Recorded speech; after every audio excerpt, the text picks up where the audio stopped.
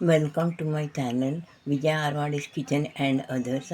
आज मी tomato omelette माझ्या पद्धतीनं कसं करणार आहे हे तुम्हाला दाखवणार आहे.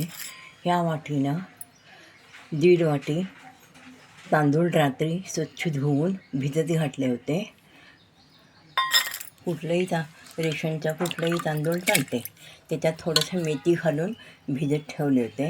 हे टोमॅटो कट केलेलं आहे आणि कांदा पण कट करून घेतला आहे. आता ह्या वाटीनं 1 वाटीभर हे तांदूळ मिक्सरमधून बारीक करून घेणार आणि ह्या वाटीनं 1 वाटी बॉम्बे रवा बारीक हे घालणार आणि हे क्रश करून त्याच्यात घालणार. एकदम क्रश करायचं, जास्त हे करायचं नाही बारीक.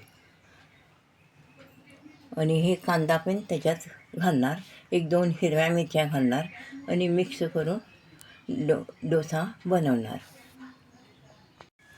टोमॅटो असं क्रश करून घेतलं आहे. तोंडात टोमॅटो एक यायला पाहिजे, सगळं बारीक नाही केले, असं क्रश करून घेतलेले आहे. बघा, तांदूळ असा वाटून घेतलेला आहे.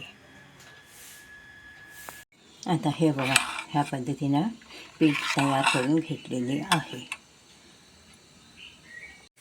हे बघा किती छान झालेलं आहे टोमॅटो ऑमलेट. तांदूळ घातलं की कुरकुरीत होते,